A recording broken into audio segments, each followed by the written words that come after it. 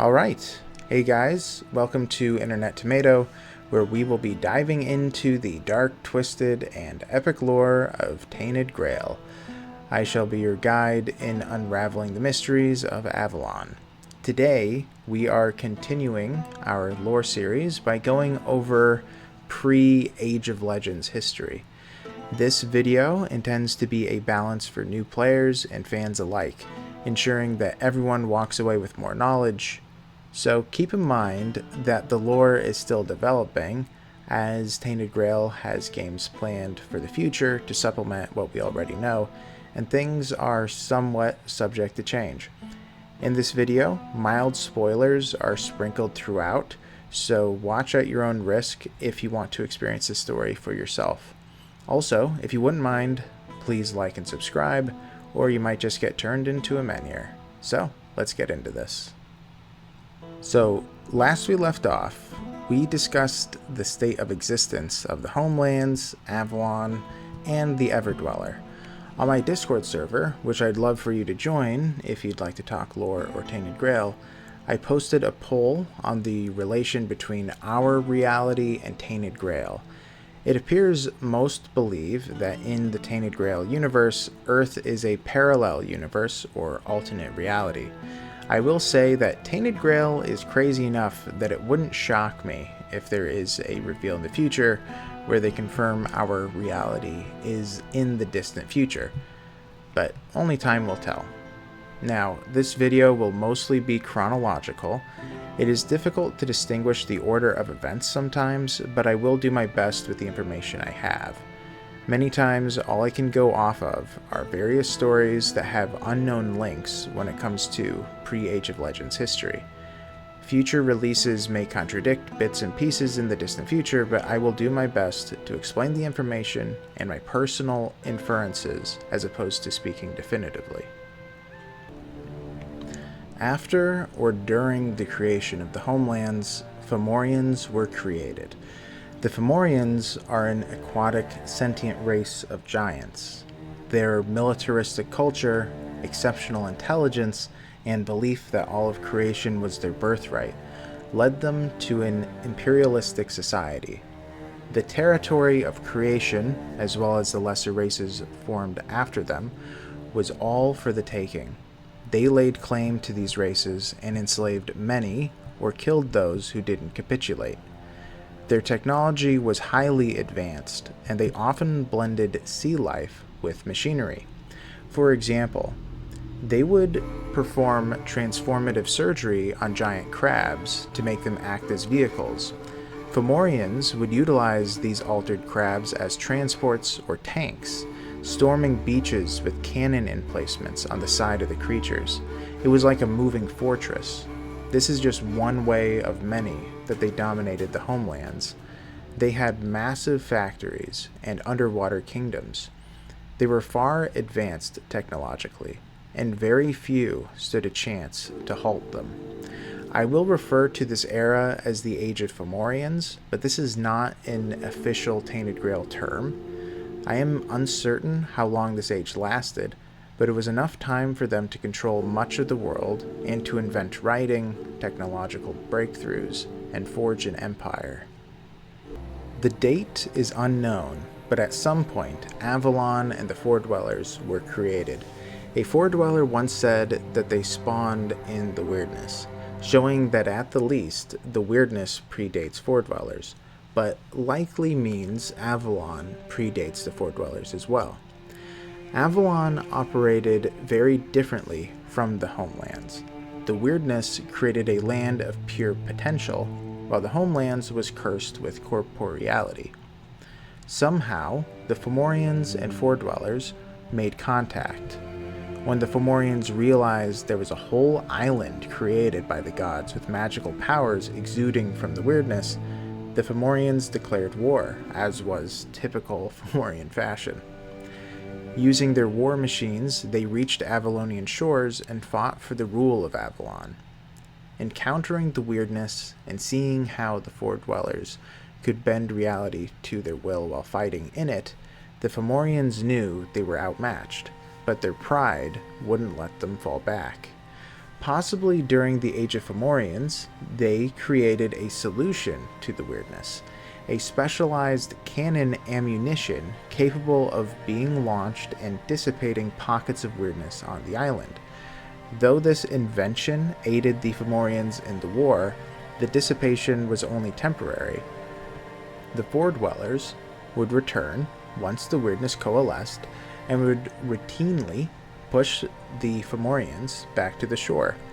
The lore is unclear whether the Fomorians had footholds on Avalon or if the war consisted only of beach assaults. It is unknown how long this war lasted, but eventually the Fordwellers won. The Fomorians suffered heavy losses and were forced to return to the homelands completely battered. Though this is not stated in the lore, I do want to float a theory. Since the Fomorians were slavers, and the Fordwellers were the ruling race of Avalon, what if this war is what brought the giants to Avalon? I propose that in the war, Fomorians had brought enslaved giants as shock troops, cannon fodder, or maybe servants. Whether the giants became prisoners of war or defected to the Fordweller side, they were taken in by the Fordwellers after the Fomorians left. This would explain to me why, in the Age of Legends, the giants were not as attuned to the weirdness as the Fordwellers, and explain why they acted in a subservient manner. Perhaps they were originally from the homelands and created their unique culture as either the servants of the Fordwellers or an independent ally. After the Fomorian and Fordweller War, a lot of time passed. A few things likely happen during this time, but the order is uncertain. In the future, my chronological order may be disproven, but this is my best guess given the data. I presume that since the Fomorians lost the war, they were far weaker in the homelands. Their imperialistic armies were decimated and were left to lick their wounds. They chose easy battles and had to leave some of their old holdings as they lost their manpower, especially if the giants really did leave them and they had crushing defeats in Avalon. It would make sense then why they were forced to consolidate far from their previous war fronts. When they left, all that remained were their artifacts. This allowed for other lesser races to be brought into existence without the danger of the Fomorians snuffing them out. Without the fear of another invasion anytime soon, and having beaten back the strongest military force in existence, the Fordwellers were able to develop with all the time in the world, or so they thought. Either during the Age of Fomorians or after they were defeated, the Fordwellers built up their home. On Avalon, the capital of Tuathan was resplendent, and the gods of Avalon made their home. Some of the gods seem to toe the line between the label of god and a powerful being. One reason I say this is that most of these gods don't appear to be worshipped by anyone. This could point to other sentient races living on Avalon that eventually went extinct, or that these gods could have been Fordweller creations. In the board game, one of my favorite quest lines has to do with the Keeper of Secrets turned Eater of Secrets. Now, it is a complicated quest, but I will explain the relevant portion. Long ago, some Fordwellers sought more knowledge. Through the power of the weirdness and their will, these Fordwellers merged the heavens with the weirdness. They created an enigmatic being that appeared to be all-knowing. The Fordweller creators used this creature as a toy, asking every burning question on their minds. Eventually, the authorities of the Fordweller Society discovered this being's existence and jailed it in a barack in northeastern Avalon. Trapped there for ages, the Keeper of Secrets grew angrier and more resentful of the Fordwellers for being created. This all-knowing creature has bioluminescent blue-green tendrils that writhe and sway hundreds of feet in various directions, and emits a sense of deep dread and terror. It is nothing to scoff at. Now, maybe it is just me, but if the Four Dwellers can create such a creature, it makes me wonder how many of these godlike beings are creations that outgrew their master. But is this creature, this keeper of secrets, technically a god? The Four Dwellers in this era became complacent and decadent. They had an obsession with themselves and refused to look beyond their borders. Eventually, one of the most powerful and oldest Four Dwellers, the Pale Lady, peered past Avalon. She saw the homelands and the quizzical world the Fomorians and humanity came from. The Four Dwellers were floored the more they learned of the homelands. How could one live being a mortal? It was terrifying to them. During the discovery, the Pale Lady, with the help of the Weaver, crafted a Four Dweller soul to the exact specificity the Pale Lady desired. This soul was born with a burning interest in the homelands. Eventually, the Pale Lady's son, known as the Prince, deeply desired to see the homelands just like his mother. Collecting several followers, the Prince invented an idea to witness the homelands for himself. He created the Menhirs, giant, morbid statues that blend Weirdstone and a Four Dweller soul. Planting the Menhirs, the Four Dwellers were able to peer into the mortal world of the homelands and were able to experience much of what the homeland reality was like. The Prince saw severe opposition to this invention and was murdered by a fellow Four Dweller. Whether after this murder or during the life of the Prince, most of Avalon had a Menhir nearby. Though there was a strong opposition, by the time of the Age of Legends, the Four Dwellers seemed universally reverent to the Menhirs. They saw these statues as a noble sacrifice. Before I leave this topic, I want to mention one more thing. The Pale Lady mentions that the Everdweller came to Avalon long ago, and that the Four Dwellers predate the Everdweller on the island.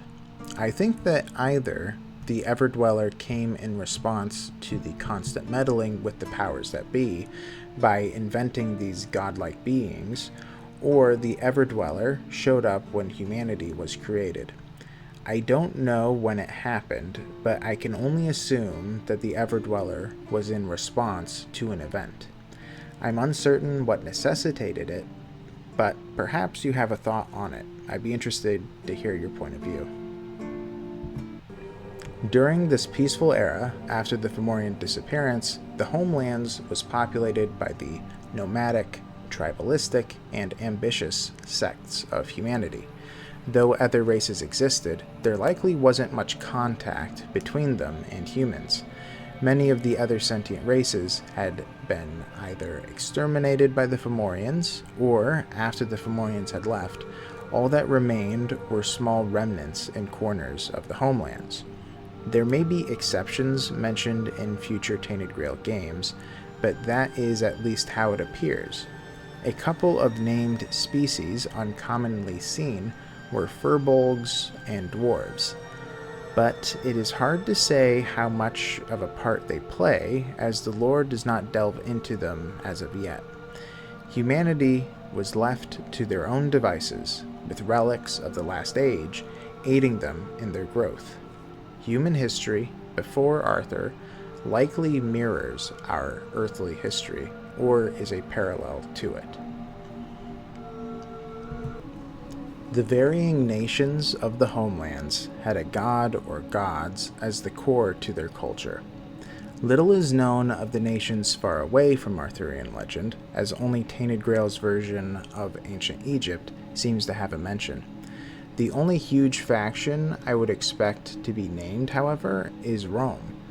Their absence is a little odd to me, but there may be a reference in future games.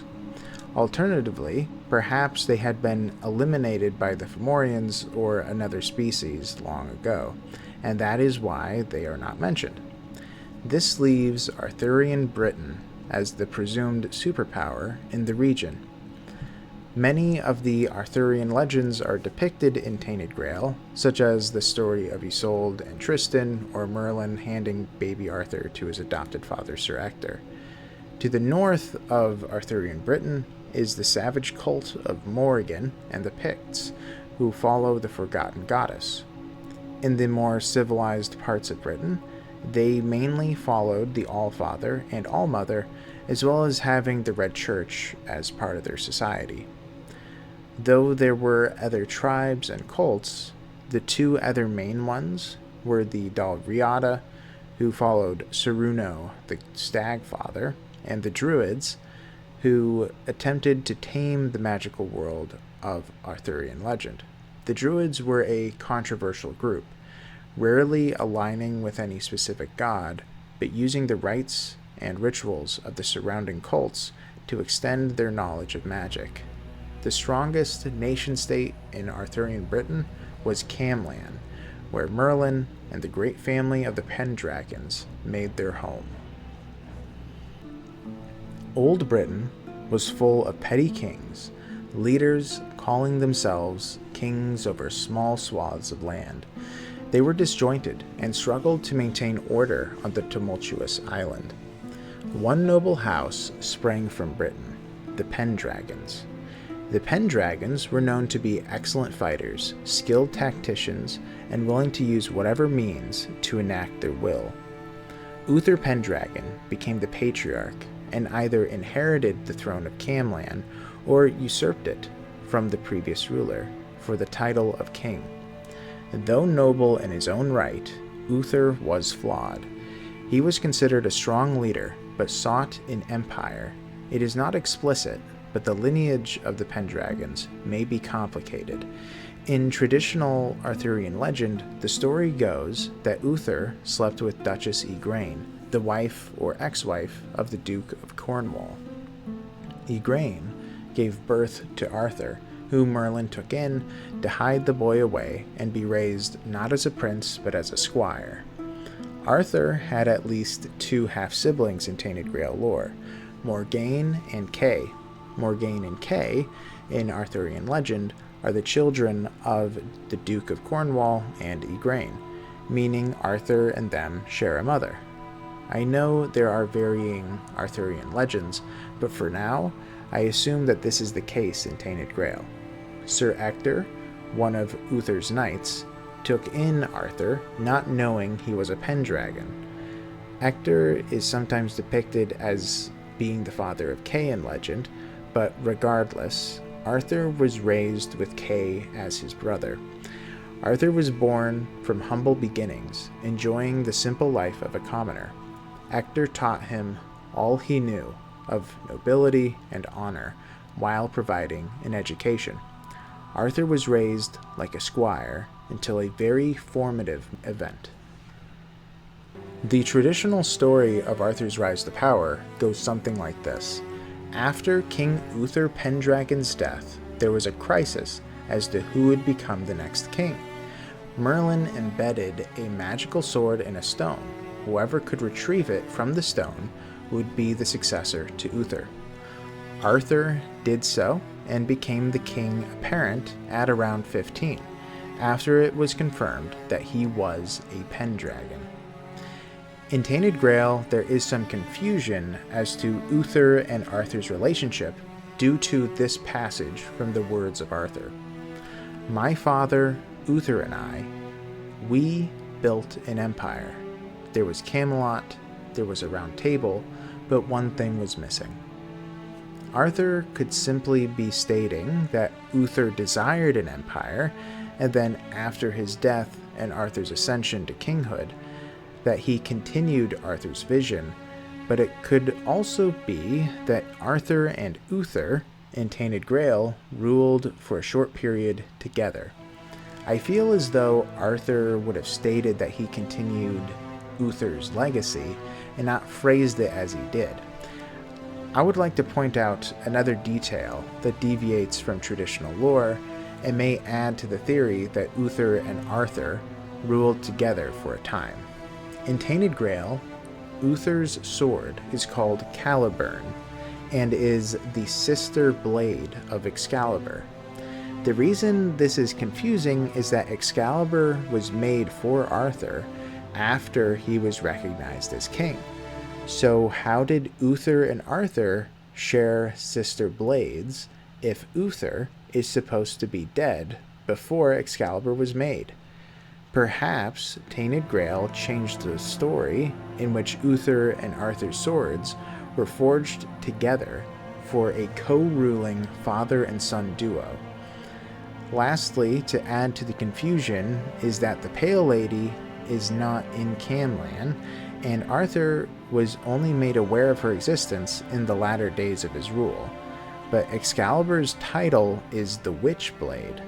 That leaves the obvious question, who is this witch? My best guess is Morgaine, Arthur's half-sister. There are many questions, and I am unsure if there will ever be a detailed explanation by Awakened Realms. Given all these details, this is my best guess about the events. Uther Pendragon rose to power as the king of the nation-state of Camlann and had a dream of a unified Britain.